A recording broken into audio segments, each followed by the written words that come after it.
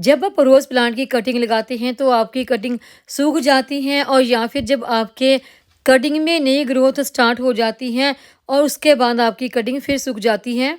तो आज की इस वीडियो में मैं आपको बताने वाली हूँ कि अगर आप रोज़ प्लांट की कटिंग लगाते हैं तो आपकी कटिंग बिल्कुल भी सूखे नहीं, बल्कि सक्सेसफुली चलती रहे और उसमें अच्छी ग्रोथ हो। आज की हमारी वीडियो इसी के बारे में है। नमस्कार दोस्तों, मेरे चैनल पर आप सबका स्वागत है।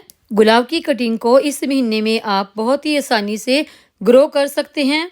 तो इनको ग्रो करने के लिए देखिए, यहाँ पर मैंने कुछ कटिंग ली है। कुछ कटिंग पेंसिल के साइज जितनी है और कुछ कटिंग पतली हैं। तो देखिए, मैं सभी कटिंग लगाऊंगी, जो मोटी हैं वो भी और जो पतली हैं। तो देखते हैं कि पतले वाली कटिंग लगती है या नहीं। कटिंग करने के लिए आप जिस कैंची का या फिर कटर का इस्तेमाल कर रहे हैं, पहले उसे अच्छी तरह से सैनिटाइज कर लें या फिर साबुन से अच्छी तरह से धो लें, फिर इस्तेमाल करें। नहीं तो प्लांट की कटिंग में फंगस लगने का डर होता है। जो भी कटिंग इन ब्रांच में से निकलेगी, कोई भी कटिंग में फेंकूंगी नहीं, सभी को लगाऊंगी। जो भी ग्रो करने के लिए देखिए, हमने गुलाब की कटिंग लेनी है, वो कम से कम पेंसिल की मोटाई जितनी होनी चाहिए और उस कटिंग के ऊपर एक भी पत्ती नहीं होनी चाहिए। तो देखिए, यहाँ पर मैं इसकी पत्तियाँ रिमूव कर रही हूँ और थोड़ी थोड़ी सी कुछ पत्तियाँ छोड़ रही हूँ, वो भी इसलिए ताकि मुझे पता चल सके कि ये कटिंग किस तरफ से लगनी है, कहीं कटिंग उल्ट ना लग जाए। और कटिंग में ज़्यादा से ज़्यादा ये नॉट एरिया होना चाहिए। नॉट एरिया वो होता है यहाँ से प्लांट की पत्तियाँ निकलती हैं और वहीं से प्लांट की नई नई ग्रोथ निकलती हैं। जो आप कटिंग ले रहे हैं उसमें कम से कम 4 नॉट एरिया तो ज़रूर होना चाहिए। सारी कटिंग को अभी मैं कर लूँगी तैयार। इन कटिंग को जब हमने ग्रो करना है तो कम से कम 2 नॉट एरिया मिट्टी के अंदर जाना चाहिए। हर नॉट एरिया के नीचे हमने इस तरह से 45 डिग्री पे कट लगाना है। इस तरह कट लगाने से जो स्टेम है इसके सड़ने के चांस बहुत कम होते हैं। 45 डिग्री के कट का मतलब होता है कि हमने तिरछा कट लगाना है। तिरछा कट लगाने से ब्रांच में फंगस लगने का चांस 90% तक कम हो जाता है। इन सारी ब्रांच को प्रून करके देखिए, ये मैंने काफ़ी सारी छोटी छोटी सी ब्रांच निकाल ली हैं, लेकिन इनको भी मैं फेंकूंगी नहीं, इनको भी ग्रो करूंगी। देखते हैं कि इनमें से कौन सी ब्रांच ग्रो होती हैं और कौन सी नहीं। वैसे मैंने काफ़ी पतली पतली ब्रांच पहले भी ग्रो की हैं, तो मेरी वो ग्रो हो जाती हैं। इन कटिंग को ग्रो करने के लिए अब हम तैयार करेंगे मिट्टी। ये मिट्टी मैंने अपने पुराने गमले में से निकाल के यहाँ पर धूप में सूखने के लिए डाली हुई है।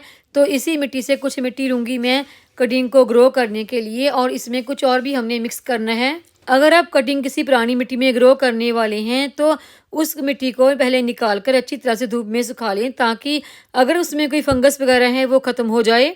अब इस मिट्टी में हम मिक्स करेंगे रेत।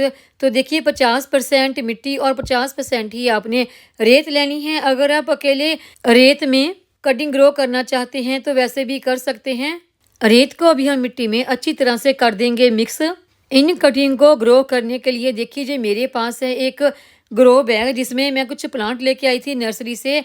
तो इसी में मैं आज कटिंग ग्रो करूँगी। आप चाहें तो किसी गमले में करना चाहें तो उसमें भी कर सकते हैं। ग्रो बैग को मिट्टी भरकर हमने कर लिया है तैयार, और ऊपर से देखिए 1 इंच तक हमने इसे खाली रखना है। अभी इस मिट्टी में हम कर देंगे वाटरिंग। कोई भी आप कटिंग ग्रो कर रहे हैं या फिर सीड से कोई प्लांट ग्रो कर रहे हैं तो उस मिट्टी में पहले अच्छी तरह से वाटरिंग कर दें, और पानी जब तक ड्रेन होल में से बाहर ना निकले तब तक। देखिए, अगर आप रेत में कोई भी कटिंग ग्रो करते हैं तो आपकी कटिंग काफ़ी अच्छी ग्रो हो जाती है। मैं कोई भी कटिंग ग्रो करती हूँ तो मैं हमेशा उसमें मिट्टी में या तो रेत का इस्तेमाल करती हूँ या अकेले रेत में ही कटिंग ग्रो कर लेती हूँ। रेत में आप कोई भी कटिंग लगाते हैं, चाहे वो किसी भी तरह की क्यों ना हो, हर तरह की कटिंग लग जाती है। देखिए, इस ग्रो बैग के ड्रेन होल में से पानी निकल गया है बाहर। इतना ज़्यादा हमने इसमें वाटरिंग करनी है, और पानी निकलने के बाद इसमें अब एक्स्ट्रा पानी कुछ भी नहीं बचा। तो अभी हम ग्रो करेंगे इसमें कटिंग। इन कटिंग को ग्रो करने के लिए अब चाहिए हमें रूट हार्मोन। तो रूट हार्मोन के तौर पर देखिए, मैंने यहाँ पर लिया है एलोवेरा जेल। एलोवेरा जेल लगाने से हमारी कटिंग में फंगस नहीं लगता और ये रूट जल्दी आने में भी हेल्प करती है। इसी तरह से देखिए, हमने सारी कटिंग में एलोवेरा जेल लगा लेना है। कटिंग को देखिए, आपने डायरेक्ट इस तरह से मिट्टी में दबाकर नहीं लगाना है। पहले मिट्टी में किसी न किसी चीज़ से इस तरह से होल कर लें और फिर कटिंग को उसमें अच्छी तरह से दबा के प्रेस करते हुए लगाना है। प्रेस करके लगाना इसलिए ज़रूरी होता है, एक तो उसमें एयर ना रहे और दूसरा आपकी कटिंग बिल्कुल भी हिले-जुले नहीं। इसी प्रोसेस से देखिए मैंने अपनी चारों कटिंग लगा ली हैं। कटिंग लगाने से पहले मिट्टी में पानी डालना इसलिए ज़रूरी होता है ताकि जब हम कटिंग उसमें लगाएं तो वो टाइटली कटिंग को पकड़ ले। कटिंग लगाने के 2 से 3 महीने बाद उसमें रूटिंग होती है, तो जब भी आप कटिंग ग्रो करें उसे बिल्कुल भी छेड़छाड़ ना करें। कटिंग को बिल्कुल भी हिलाए डुलाए नहीं और वहाँ पर रखें जहाँ पर कोई भी इसके साथ छेड़छाड़ ना करें। और कटिंग को लगाने के बाद उसे ऐसी जगह पर रखें यहाँ पर दिन में कम से कम 1 घंटे की धूप जरूर आती हो। जब भी आप कटिंग ग्रो कर रहे हैं तो कभी भी एक कटिंग ना ग्रो करें, बल्कि 4 से 5 कटिंग हमेशा ग्रो करें। कई दफ़ा ऐसा भी हो जाता है कि 1-2 कटिंग आपकी ख़राब हो जाती है, ग्रो नहीं होती। जब भी आप कटिंग ग्रो कर रही हैं तो कम से कम 6 से 7 इंच लंबी कटिंग लें। अगर आपको कोई 4 इंच की कटिंग भी मिल जाती है उसे लगाते हैं तो वो भी लग जाती है, लेकिन बहुत बड़ी-बड़ी कटिंग भी ना लगाएं। जब आपकी इन कटिंग के ऊपर ग्रोथ स्टार्ट हो जाए यानी कि पत्तियां निकलने लग जाएं तो उन्हें दूसरे बड़े गमले में ट्रांसफ़र करने की जल्दबाजी ना करें। कटिंग को कम से कम 5 से 6 महीने इसी तरह से इसी बैग में लगा रहने दें ताकि इसमें अच्छी तरह से रूट डेवलप हो जाएं। और जब आप इस कटिंग को निकाल कर किसी गमले में ट्रांसफ़र करेंगे तो ये बड़ी आसानी से निकल जाएगा, क्योंकि हमने इसमें रेत काफ़ी मात्रा में इस्तेमाल की है और इसकी मिट्टी बहुत ही भुरभुरी है।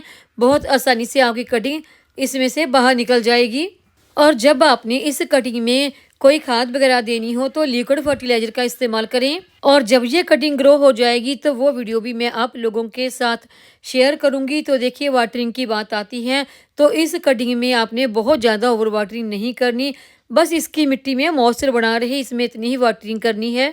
और इस बात का हमेशा ध्यान रखें कि इस कटिंग को आपने बिल्कुल भी हिलाना जलाना नहीं है, नहीं तो आपकी कटिंग खराब हो जाती है। अभी मैं आपको गुलाब की एक और कटिंग दिखाती हूँ जिसे मैंने पानी में ग्रो कर रखा है। तो देखिए ये जो मैंने कटिंग पानी में लगा रखी है, देखिए इसकी नई ग्रोथ स्टार्ट हो गई है और काफ़ी अच्छी जी मेरी कटिंग चल गई है। जब इसके रूट काफ़ी अच्छी तरह से बनने लगेंगी तो फिर मैं इसे किसी गमले में मिट्टी में ट्रांसफ़र कर दूंगी। और आगे मेरा ये वाला गुलाब का पौधा देखिए, इसे भी मैंने कटिंग से ग्रो किया है। इसे मैंने अगस्त के महीने में ग्रो किया था। बिल्कुल इसकी एक पतली सी ब्रांच मुझे मिली थी तो मैंने वहीं ग्रो की थी, लेकिन अब देखिए इस प्लांट की ग्रोथ काफ़ी अच्छी हो गई है। और जब इसकी कटिंग मुझे मिली थी तो मैंने इसे किसी भी ग्रो बैग वगैरह में नहीं लगाया, डायरेक्ट मैंने इसे इसी गमले में लगाया और आज तक मैंने बिल्कुल भी इसकी कोई भी छेड़छाड़ नहीं की।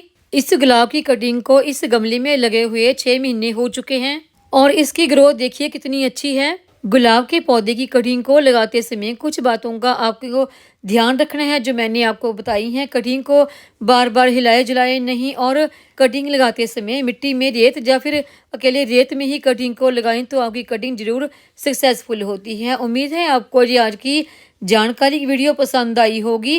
वीडियो पसंद आई हो तो वीडियो को लाइक, सब्सक्राइब, शेयर और कमेंट जरूर करें। बेल आइकन को दबाएं ताकि मेरी आने वाली हर नई वीडियो का नोटिफिकेशन आपको मिलता रहे।